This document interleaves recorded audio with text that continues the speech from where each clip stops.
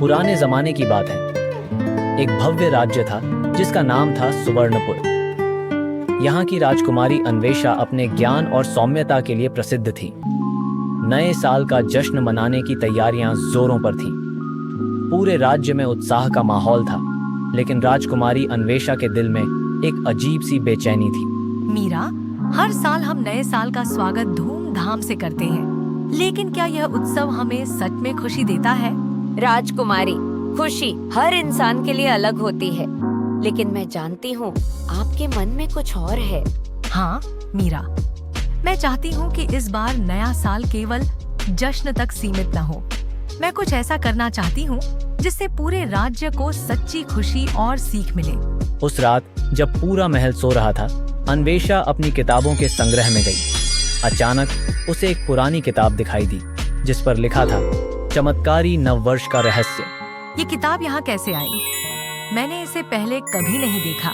जैसे ही उसने किताब खोली, उसमें से एक हल्की सी चमक निकली और एक आवाज गूंजी।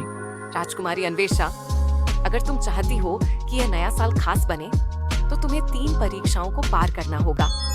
हर परीक्षा तुम्हारे लिए और तुम्हारे राज्य के लिए एक सीख होगी।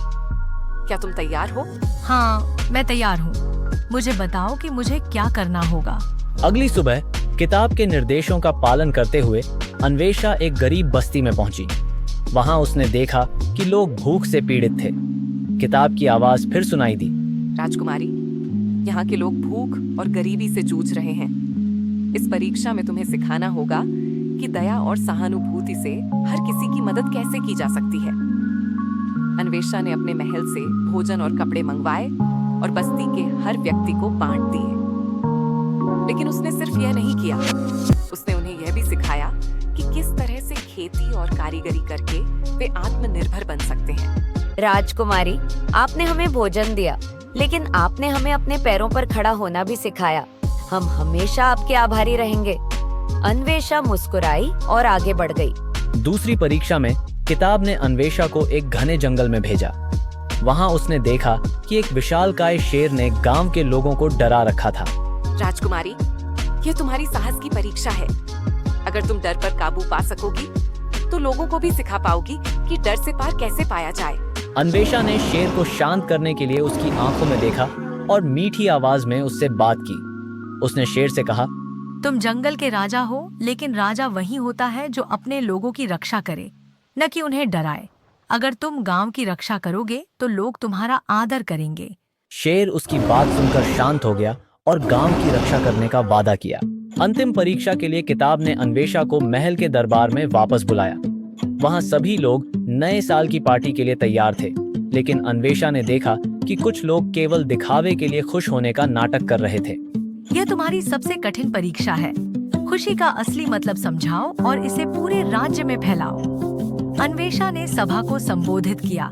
सच्ची खुशी केवल बाहरी दिखावे से नहीं मिलती। यह तब आती है जब हम दूसरों की मदद करें, डर को पीछे छोड़ें और अपने सपनों को साकार करें। इस नए साल हम एक दूसरे का सहारा बने और अपने राज्य को और भी बेहतर बनाएं।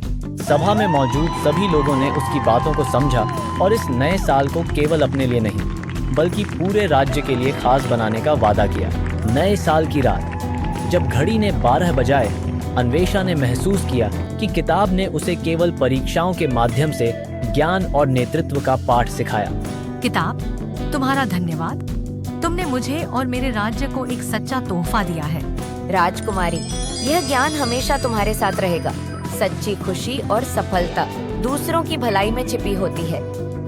जैसे ही किताब बंद हुई, वह चमकते हुए गायब हो गई। उस रात सुवर्णपुर ने केवल नए साल का स्वागत नहीं किया, बल्कि एक नए अध्याय की शुरुआत की, जहां हर कोई एक दूसरे का सहारा बनकर जीने लगा। तो दोस्तों, यह थी राजकुमारी अन्वेषा की चमत्कारी कहानी। इस कहानी ने हमें सिखाया कि नया साल केवल जश्न का समय नहीं है, बल्कि अपने जीवन को बेहतर बनाने और दूसरों के लिए प्रेरणा बनने का मौका है। अगर आपको यह कहानी पसंद आई तो इसे लाइक और शेयर करें और हमारे चैनल को सब्सक्राइब करना न भूलें। इस नए साल आप क्या नया करने वाले हैं? नीचे कमेंट में जरूर बताइए।